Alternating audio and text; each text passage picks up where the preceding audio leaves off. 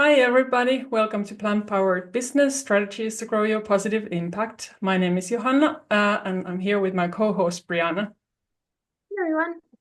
And today we have a very special guest. We have Karry Hedberg, the CEO of Vegefirma, which is a company based in Helsinki, Finland.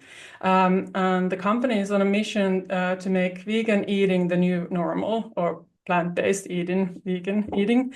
And one of the main ways you do it is through organizing this Vegemessut, which is the largest plant-based or like vegan food event in the Nordics. And for everybody who doesn't know what the Nordics is, that's Finland, Sweden, Norway, Denmark, and Iceland. And Karry has been vegan for almost 30 years and has a long history in animal rights activism, like different kinds of campaigns, projects, different kinds of businesses. And as he puts it himself, he's grown from a 90s style abolitionist to a modern day pragmatist. And we're really excited to talk to you because you have such a unique and rare long experience in the movement in different roles. And yeah, with that, let's get the show started. Welcome, Karry. We're really Good to happy be you're here. here. Thank you for the kind words. Yay. Okay, so usually when we have guests, we start by asking your story. So you've been vegan since the 90s, nearly 30 years. So what happened to you back then? Like what inspired to go vegan all those decades ago? Yeah, it's a good question. I've been thinking about it quite a bit. I think one of the key catalysts in the change was reading Peter Singer's Animal Liberation. I think that was 92 when I read it, and I think I was in the page 60, and after that I've never ate meat ever again. I was probably vegetarian for a few years, and then I went vegan all the way. But Peter Singer's Animal Liberation is probably the book that made the biggest impact on me. I definitely agree with that. He's a big voice in the movement. Thanks for bringing him up. So when we think back on how the movement has grown from Peter Singer and even in your own journey, is there a specific moment or realization that made you take the direction you're currently on? Well, there's been quite a few sort of direction changes in my career. If I start from the beginning, yeah, definitely Peter Singer's book was one of the main reasons for me to take this journey or start this journey. But then meeting like-minded people in the 90s and started doing sort of activism with them. Then different sort of activism led to another things, and then I think 2007 we made the first sort of factory farm videos. We filmed quite a few factory farms. And then I think that made me realize that everything is possible if you just put your mind to it. And that sort of actually kind of paradoxically made me question my previous activism. And I sort of wanted to take a different route, and that's when I started to question my previous activism, and that's when I started to more focus on sort of plant-based advocacy. Trying to sort of, I got more involved in the sort of business world, so to speak. I had previous experience on working on vegan restaurants. I had my own vegan catering company for a while, and then I opened up my vegan supermarket, and then that sort of led me to the Vegefirma that I'm currently the CEO of at the moment. There's been a lot of these sort of little steps that I've taken during these 30 years, a lot of missteps as well. But I think it's kind of hard to say what exact things have been the sort of key elements in this change. It's been long and hard road. Yeah, thanks for sharing. And I think that's the first time I ever heard you put it like that, or I didn't know that it was like the secret like footage filming. That was such a big kind of catalyst, or yeah, that's really interesting.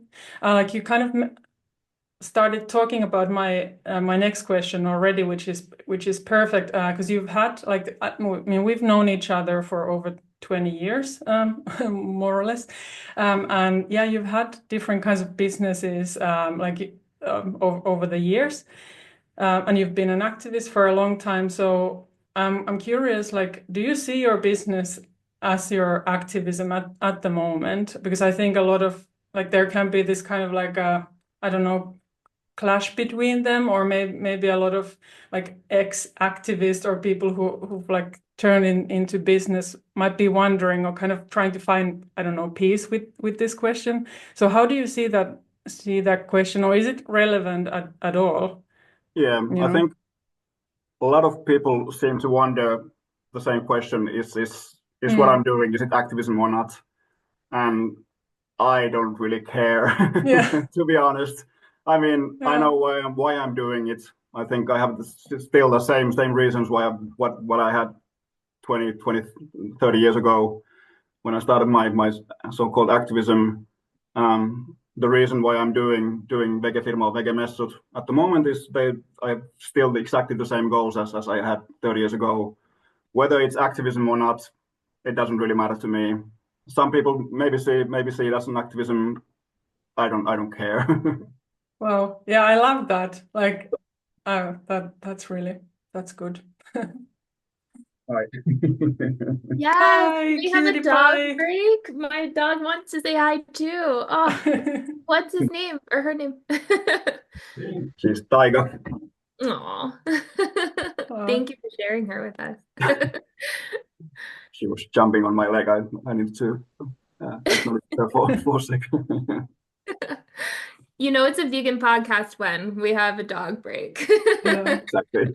Yeah, I gave Simba something to like chew on, because sometimes he comes to the background and he's like us. Do you see business as a form of activism, or do you view them fundamentally different, just to build on what you were sharing? Depends on how you define activism, how you define, what's the definition of the word activism, what's the definition of word business. It's pretty semantics to me. Like I said, I don't really care. I mean, I definitely see that there's a difference between activism and business.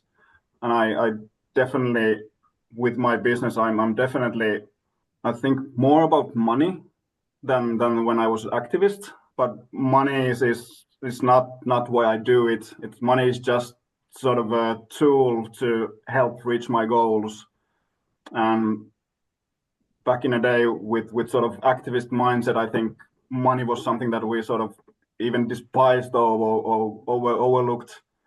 And or at least I didn't see money as that relevant. And now I think money is definitely not everything, but money helps you get visibility, helps you achieve your goals a lot easier than without money. I'm not sure if I answered your question, but No, you did. I think that's a really important distinction and similarity. Like, businesses are about making money, but activism has to have a financial component in order to have that impact. And so it's interesting to hear about your shift in perspective as you've moved through the movement. No, that definitely answered the question. Yeah. And I can totally relate, like the money is such a like sticky, difficult topic for so many of us. And I think like I've had to like work through a lot of kind of thoughts and beliefs around it. And I mean the fact is that, yeah, like you said, it's a tool. Like you can use it to do like so much good, and also like so much like evil stuff. yeah. Just like And I think a lot of activists, especially in Finland, animal rights activists in Finland, come from sort of a anti-capitalist point of view, and I think our perspective on money was a little fucked up, and there was a lot of sort of not unboxing, but sort of unlearning previous mindsets. Now I'm definitely sort of trying to remind myself that money is not the thing, and I'm poor as fuck still, and that's fine. It doesn't really matter, but just to see money as a tool to achieve the goals that we have. Well, yeah, that's a whole other conversation. on its own. Bree, did you want to say something? Yeah, I just had a follow up on that just because it makes me, like you were saying, Johanna, like so many people struggle with this, but in the context of activism, it almost gives permission to people to be both a business owner and an activist. Like it doesn't have to be this divisive thing. Money doesn't have to be evil. You can see the good that it does. You can be an ethical business owner and do something good with your money. You can come into it with different intentions, having that activist background. And personally speaking, the people in my community, I see that be something that they struggle with. Like, I don't want to make money because there's so much suffering. I want to give it away, but if you look at it and how you use the money and how you use that tool, it gives you almost a permission to be both. So I'm glad we're talking about this. Yeah. Yeah. My thoughts exactly. Yeah. How PG do you want to keep this? Since I'm known to swear every now and then. No, okay. all good. Going back to like animal rights activism, so we're living in the 2020s now. Like, how do you see the relationship between animal rights activism and your business, or the kind of like growing vegan business movement? Like, because we are, at least if you're an ethical vegan in business, like we're moving or like working for the same mission and have the same cause, but I guess there's some maybe clashes as well, or so my question is, how do you see that relationship? Is there something missing in the way that we can support each other or like benefit from each other? What do you think about that? Well, speaking from Finnish perspective in Finland, that I don't really know what's the situation in the rest of the Europe or elsewhere in the world. But in Finland, I think that since I have so strong background in the activist movement, I pretty much know a lot of the people in the activist movement, and we not necessarily work hand in hand, but I'm pretty aware of what they are doing, and they're pretty aware of what I'm doing. I think some of the campaigns that they have are pretty similar to what I am trying to achieve. Similar approach that I have, and some of the campaigns that they have are totally different. But I think we are still trying to aim for the same goal. I don't think that there's, at least at the moment, I don't see that there's such a huge clash anymore. There might have been back in the day, but not anymore. I think that that we work pretty well together, or sort of täydentää. What's the word in English? You're like kind of like what's the word? Like you're like kind of filling each other in, or kind of like oh my God, what is it? Like the collaboration? Yeah. Yeah. Okay. So like where one is missing, the other one like comes in with their skills, or perhaps like an approach, or is that what not you're fulfilled, getting? but something like that. Yeah. Yeah. I guess there could be. I think the other part of the question was what's missing, or yeah. what there could be. I think with more resources, I think a lot more could be done. A lot more could be shared. A lot more could be done. A lot more collaboration could be done. But I think I think we are lacking resources at the moment. What are the resources that are lacking? Money. Money, and then I think maybe some skill sets as well that the movement doesn't have, or the business world doesn't have, or the vegan business world doesn't have. I think the sort of vegan business world is still quite new, and I think we're still outreaching and trying to find all the sort of key players who could help us, or who could do stuff that, for example, I don't have skill sets for. I think there's a lot of things that could be done, but we'll see what happens in the future. It almost add to that, opportunity is another thing that is a struggle or a hurdle. The skill set, money, but then there's legislative issues or political issues. There's cultural issues, education issues. So the opportunity to finally be able to execute something, right? I feel like it's I mean, money is definitely not the only thing that's missing. You're totally correct that there's so many other things that are still blocking the way. Yeah. Like you said, it's new. It's building. Yeah. But in talking about where everybody sits and how we can all contribute and how we can collaborate together, was there a moment that made you realize I want to organize the biggest vegan food event in the Nordics? Like, how did you land on that mission? What was that calling like for you? I was in Sweden maybe 2010 maybe, and the Swedes, my colleagues in Sweden, organized Vegemessut, this sort of a vegan food fair, and I copied the idea, made it a little bit better, and I brought it to Finland. I think, I mean, I'm only joking that I made it better, but I made it a little bit different. I think this is probably one of my favorite subjects. I think vegan events organized by animal rights activists or animal rights people, I think in pretty much all of the fairs that I've been to have all made the same mistake or mistake from my perspective, and it's vegan events organized for vegans. I think a lot of them they are pretty hard to come to if you're not vegan or if you're not really into the sort of subculture thing, and that's something that I think I see as a sort of missed opportunity, and that's what I've tried to do with Vegemessut is that I try to sort of get rid of all the sort of subcultural things, get rid of all the sort of animal rights stuff, which I haven't completely succeeded in, but it's just food without any other sort of political alignments or any other stuff that's usually in other vegan fairs. There's usually some hippie stuff, so to speak, or whatever. I mean, I have nothing against hippie or yoga or any of that, but I think that it's sort of it makes the sort of events harder for so to speak normal people to come into if you're not familiar with the stuff, and that's what I sort of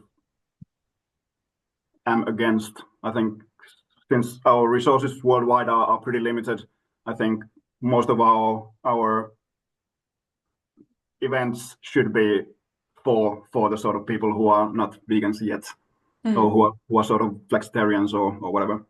Yeah, I was just gonna like follow up on that. So does that mean that you're kind of the main people you want there are like flexitarians, since that's Yes. the most like the biggest growing sector? Yeah, I mean, it doesn't really change the world if the event is for vegans. I want to change the world, and I want to change how people see vegan food. And vegans already see it pretty much the same way that I do, so I don't have anything for them.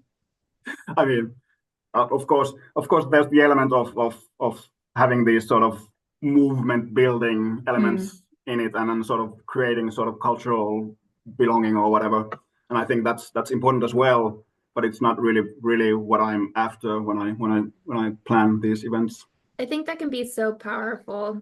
To share an anecdote from this side of the world, in Baltimore, we have something called Vegan Soul Fest. And so the draw is the soul music, the soul food, right? But then people get there and it's vegan. All the soul food is vegan.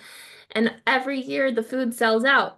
But people are drawn for that cultural aspect, that soul music, the gathering. It's a community event. So I think that's so powerful. I love your take on it. I've seen it in action, so I can only imagine how it's going for you. Hopefully I can get over there one day and attend your event too. Hopefully, fingers crossed. That would be cool. Yeah, that leads like kind of perfectly to another thing I was thinking about, since your mission is all about making like veganism or vegan food easily accessible or approachable. What do you think about the way the vegan movement or animal rights movement is reaching out to people at the moment? Like, is our messaging approachable, or like, what do you think should change, or are you happy with it the way it is? That's quite a big and loaded question. Yeah. Again, speaking from Finland, what I've seen in Finland, I think the short answer is yes and no.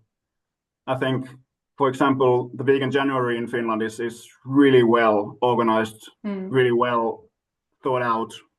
It's reaching tens of thousands of people every year, and I think their approach is fantastic. I'm really proud of what they're doing.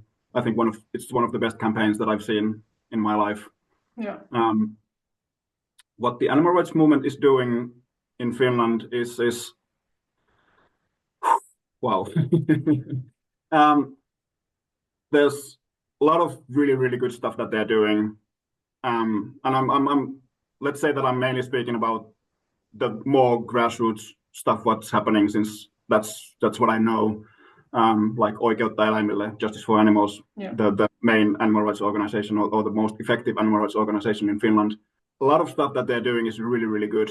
They are still not doing, but sort of producing all these undercover films from different animal agriculture places, and I think that's really needed.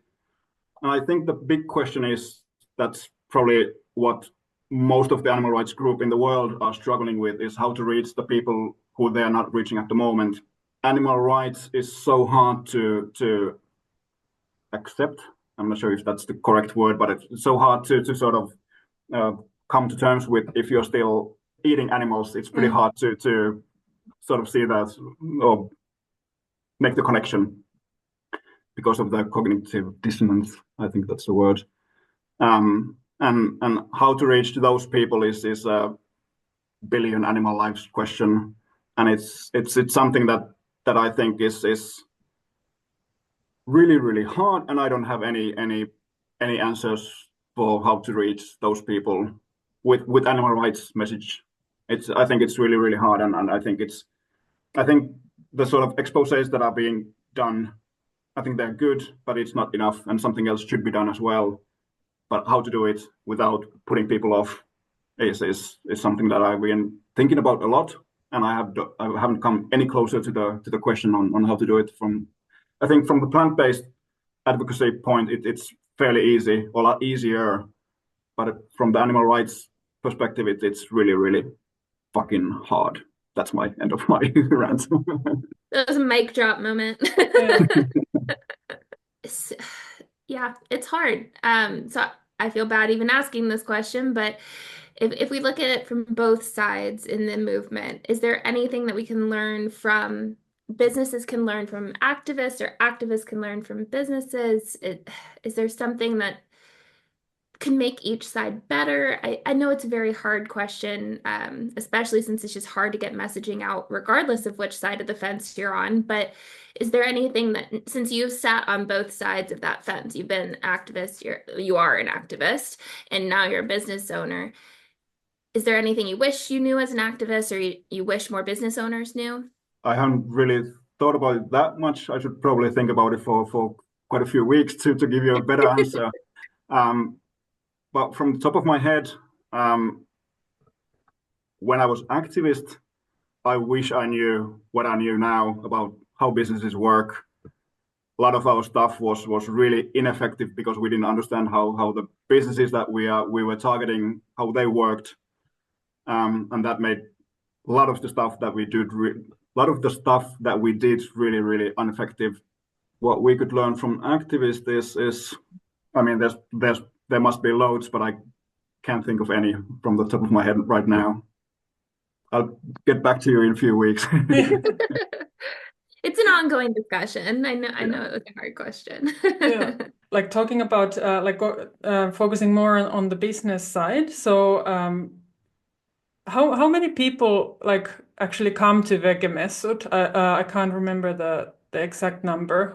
It's roughly 9,000. Yeah. So you've clearly built a very impressive platform event business. What do you think, looking back, and Vegemessut started in 2017, right? Or something like that. Yeah. So looking back, what do you think is behind your success or the success of Vegemessut? Was it like like timing, the right offer, like the combination of everything? And I mean, obviously, it's probably changed over the years and like the experience. Yeah, But yeah, my question is not very clear. But what do you think is behind your success, basically? pure luck. No, I think luck has definitely had something to do with it, but I think timing was important. I think the first Vegemessut was in 2017, and the sort of first bigger vegan wave, so to speak, started in 2015. So it combined with that pretty well, and I think that the amount of time that I spent in the sort of activist movement gave me sort of understanding of what the bigger sort of movement was, what they were after. I had some sort of understanding of that, and I think that helped build the sort of Vegemessut that it was in 2017, and it's still the sort of main thing that we do is still pretty much the same. And I think that sort of understanding of the growing interest in vegan products and what was out there and what was interesting, what sort of products people were after, and combining those things helped the sort of success of Vegemessut. And I think we don't have a program anymore, but we used to have, and I think that built the sort of audience too. I think we understood what people were after, and we understood what sort of people were attractive, so to speak. Not in a way that they were physically attractive, but that they had something meaningful to say to the people who came to the place. Yeah, I loved it when you had the program. I remember. Yeah. Is there anything that you would tell past you that you wish you knew? Like looking back, you're like, man, I wish I would have known this. If I could go back and tell myself X, what would you tell yourself? Well, it depends how far back we go. We can go way back. As far back as you want. Yeah. Well, when I was 18, let's go that far. I should have gone to university or some business school, but I was only interested in skateboarding. Well, I was a little bit interested in girls, but mainly skateboarding. Yeah, well, to be honest, to be on the more serious side, I don't have any education for what I'm doing besides the activism.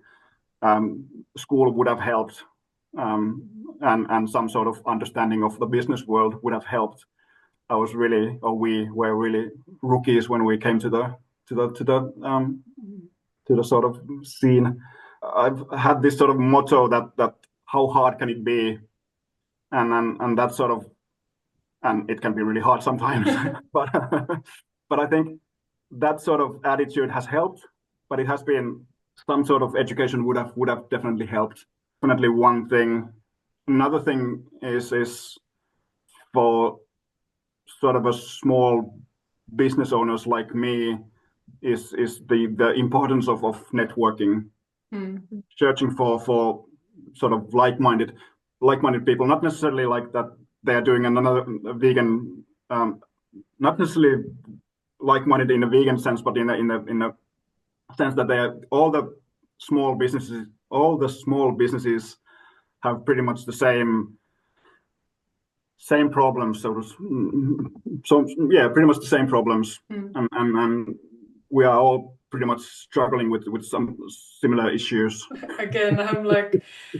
So, like the support of people who are doing something similar, like like having a network, community, basically community, having people to reach out to, that's something that I should have done a lot earlier. It would have made a huge difference, and I was a little shy maybe, and not really interested in networking with other entrepreneurs.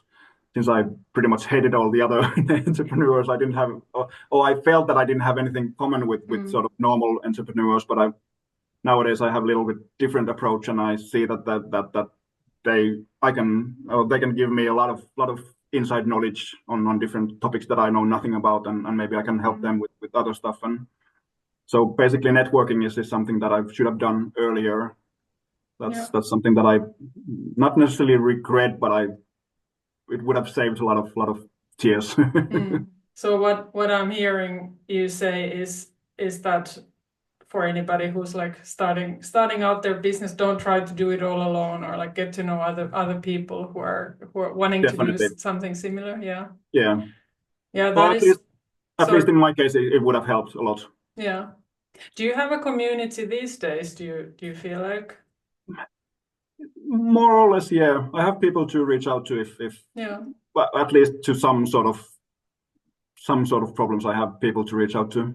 Yeah, that's like 100% would be my advice, and is my experience as well. Like I haven't like what I'm doing is nothing quite like yours. It's like me doing my own thing, but like before getting into like copywriting and marketing, I worked as a translator for a long time, and I tried to do everything by myself. Like I just like didn't understand the value of like getting into spaces with other people, and it's just like it was like wasted. I don't want to say wasted, but kind of wasted years like of energy and time, like figuring out stuff that could have been perhaps figured out much easier. What's something that like I don't know, challenge or an issue or problem that really has like surprised you as an entrepreneur or business owner, or something you wouldn't have expected or guessed? Well, there's been many, but I think one that I keep on struggling with is how hard hiring is. Hiring right people. It's something that I'm better at it nowadays than I used to be. I think I know more what I want and what I don't want, but still figuring out in the interview, getting the right questions, getting the right answers is something that I still struggle with. And I think hiring people is one of the great mysteries to me, and it's so important, especially in a small business.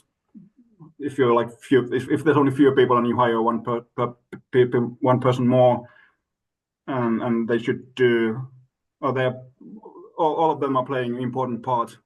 And getting it right is so crucial. Yeah, that's such a good point. How many people are you at the moment? At the moment, there's 3. Yeah. Hey, doggy dog. That's Pi. She always makes an appearance. Hi. She can help me ask the next question. As entrepreneurs, as activists, as humans, we all fear making mistakes. It's just part of being human, right? You realize as you're older that you make mistakes and you get on with your life. But is there one that sticks out to you that was particularly helpful in helping you learn a lesson, whether it was in life or business, that you could share with our audience? I don't think that there's been any like huge mistakes that we made thousands of small mistakes.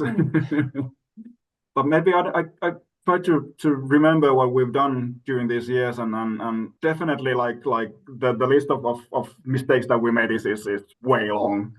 But I don't think that we made any huge mistakes, or at least I don't see them as huge mistakes at the moment. Maybe I'll see them in the future as huge mistakes. But I can't really answer better than that. I think probably that my days are constant small mistakes and trying to override them. It's probably how I see my entrepreneurism as. I probably made more mistakes when I was an activist, and I think those mistakes probably gave me some perspective and made me probably a little bit more cautious. Maybe by pure luck, we haven't made any huge mistakes so far. Knock on wood. You described the entrepreneurial experience very well, though. Like that's being a business owner, just tiny little fires you're putting out constantly. Yep. And it like totally makes sense, because it's by default you're doing something new all the time. It's not like there's like a playbook or some rule book. And I like I that's feel like, the thing. yeah. Yeah, it's. I feel that nobody in Finland is doing what I'm doing. Yeah. And I'm in that sense. I feel that I'm sometimes little bit lonely on this journey, if you want to call it journey. And yeah, and that sort of vastuu. What's vastuu in English? Responsibility. Responsibility sometimes is pretty. Oh, the responsibility that I feel is sometimes pretty huge.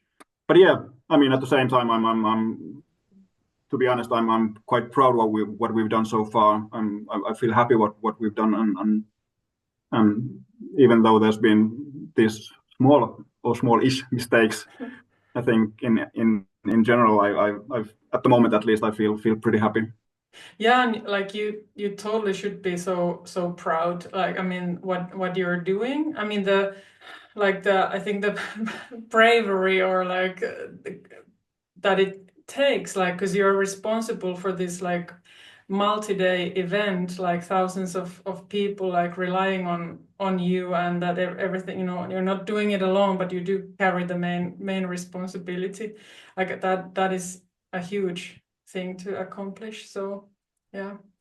Thank you. And at the same time, I'm always struggling with thoughts if I'm doing enough, if I should be doing something different, if I should be doing something better. That's the sort of constant devil or angel in my shoulder, sort of reminding that do more. That's your activist heart, though. Like we always feel like, oh, one more animal, one more change, one more. Yeah. Yeah, exactly. And I think it's something that I mean, it's a struggle some days, of course, but I think it's like, I think we all should be thinking that could we do more, or could we not necessarily could we do more, but could we do things more effectively? I think that's the main question. Yeah. I'm not necessarily asking for people to do more. I think that's up to everybody and them to decide. But the thought that is this what I'm doing, is this the way forward? Is this the quickest or the most effective way to do things to achieve the goal that we are after? And I think that's the question that we don't ask ourselves enough, or too often. I think we should do every new campaign, every new project, every new event should ask the same question: that is this the way to achieve the goal that we are reaching? Yeah, I think that's such a interesting point. Like, I don't know if I'm able to like kind of articulate my thoughts around that, but I feel like throughout the activist years, like in my 20s, and like all the campaigns and that there was always the question of like, is like, what's the best strategy, or is and like kind of discussions and arguments about it, and like I just like, if I'm completely honest, like it's important to have those conversations and try to. I think these days what I understand so much better is like just human psychology and the like psychology of change and like marketing and all of this. But it's like I don't know if there is like a right answer like to, and probably we just need to like throw stuff at the wall like to a certain extent and see like what sticks, or like that's why we need so many people and projects and businesses and campaigns, because like something will speak to some part of the population and something not. But I feel like I so easily get stuck in this learning and analyzing and strategizing in my own stuff, and in the end like I get stuck. Does it make sense what I'm saying? Yeah, I think we all have been there and always are. So you've been in the space for 30 years. What's one plant-based product from maybe the early 90s or the early 2000s that should never come back, that you are glad is gone? Oh, wow. There's quite a few. There was this one sausage, I think Johanna knows what I'm talking about, this polttu sausage. Oh yeah. The first one that hit all the supermarkets in Finland. It was produced in Finland. It was horrible. Oh no. And that was the sort of main sausage the main vegan sausage that was found in pretty much all the supermarkets in all of Finland. And that has probably done more harm to the plant-based movement than any other product, since that was the first impression a lot of the people got from the sort of vegan meat substitutes. That's something that I'm not really missing. Yeah, that's such a good point. I totally forgot about that. Like, I'm not a friend of like sausage, never was, but yeah, it's coming back to me now. Like the look and the texture. Yeah, Yeah. I think at least in Finland in 2015 when the sort of first big vegan sort of wave started, and the supermarkets seemed to be really eager to have more and more vegan products, and it seemed that a lot of producers were cutting corners and really didn't invest in their products and just were pushing new products all the time, and then they should have, what's the word, R&D on the, Like research and development. They should have put a lot more R&D in their products. There was probably half of the products that hit the shelf shouldn't have been there. Yeah. And the other half were poorly marketed. Yeah, that sounds like early veganism in a capsule right there. Like, do more research and do better marketing. Yeah. Yeah, I feel that. Yeah, thanks for sharing that. I'm like got stuck on the memory lane. So what would you say to somebody like a fellow vegan business owner who's listening to this and is like getting stuck on like whatever it is, like things are like hard and they're questioning their next move or the path. What would you say to them? Reach out, ask for other people for help. Share your problems. Don't be by yourself. I think that's the mistake that I've done, and that's what I should, or what I like to sort of share with other people, that reach out. People are always, or most of the time, really willing to help if you ask them. People like helping out. I think that's what surprised me the most is when you ask, people are more than likely to say yes or to point you in the right direction, even if they can't help you themselves. Yeah. At least in the US, it's not an ask culture, really. Like we're not brought up to ask for help so much. Like we're supposed to figure it out ourselves. And so coming into being an entrepreneur and saying, oh, when I ask questions, people don't like shoo me away.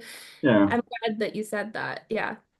Is there anything else that you'd like to share with our audience before we wrap up? What's next for you, for example?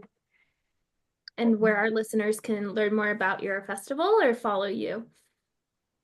They can't follow me. I'm not on socials anymore. Fair enough. But Vegemessut.fi is our events page. I'm not sure if I have any big closing words. Don't do drugs. Stay in school. And be vegan. I got nothing.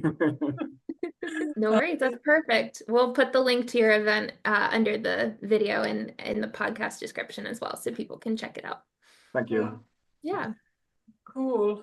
Well, thank you so much for coming, Karry. I feel like we could have totally talked for another hour, but maybe we'll do like a session two sometime. Thank you so much for having me. This was probably my first podcast, and I was really little nervous. You did great. But it was fun. Thank you. Yeah. Thank you for the experience. So thank you. Okay, everybody listening, thanks so much, and let us know if you have any questions. Reach out to Karry, like his company, if you feel like something sparked your interest, and we'll be back in the next month. Bye for now. Bye, everyone. Bye-bye.